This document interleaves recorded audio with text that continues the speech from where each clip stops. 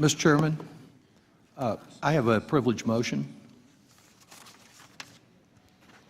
And Gentleman will suspend. Let me look at the motion. I'll pass it down in writing. I do. Okay. Mr. Chairman, pursuant to Clause 4A of House Rule 16, I would ask to be heard on the motion to postpone until Monday.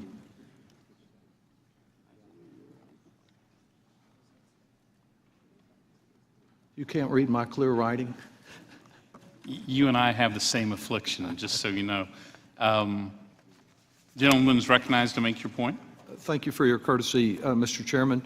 This motion simply requests that we have until Monday, July 16th, to learn from you whether or not you plan to pay the $92 billion price tag for this legislation, and if so, how. I understand that to some folks who've already voted to saddle the nation with trillions of dollars of debt to borrow astronomical amounts from the Saudis and the Chinese, that another $92 billion is just a footnote in red ink, especially since some of the same folks who want to add trillions more in additional tax breaks later this year. But I would ask you, in considering the motion to give us just a few days to get the answers on this $92 billion and how it will be paid for, to consider that with $92 billion, you could fund for a year not one, but 3 National Institutes of Health to address treatments and cures for dread diseases.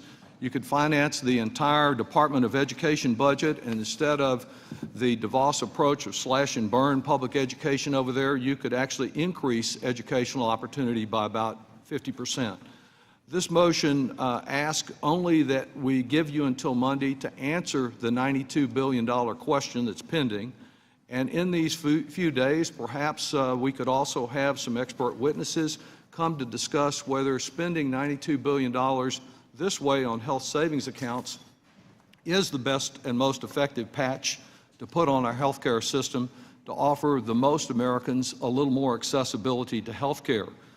It would even give us an opportunity to send out a search party and see if we can find anyone in the Trump administration with the courage to come over and explain and answer questions about how this fulfills the promise that he made to, quote, offer everyone more and that coverage that costs less than what I think is the very successful Affordable Care Act up until the point that it began to be dismantled.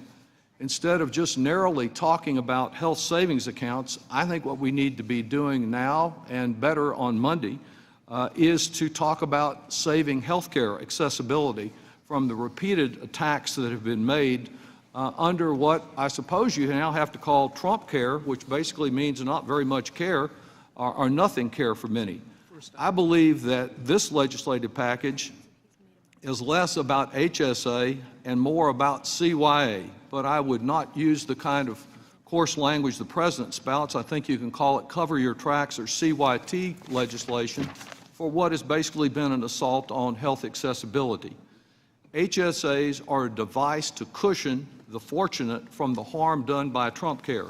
They do nothing to contain spiraling health care costs like prescription price drug gouging that has soared at 10 times the rate of inflation, and HSAs are basically not accessible to many of those who most desperately need health care coverage.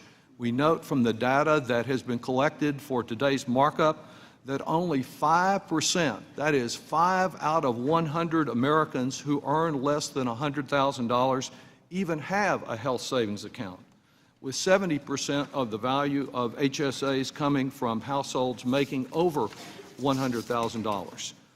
I would urge the committee to give us this very short period of time, which will not prevent your acting on this legislation, but will give us an opportunity to know who pays and how on this $92 billion, and hopefully to hear from someone in the administration about how this legislation fits into the overall Trump care agenda.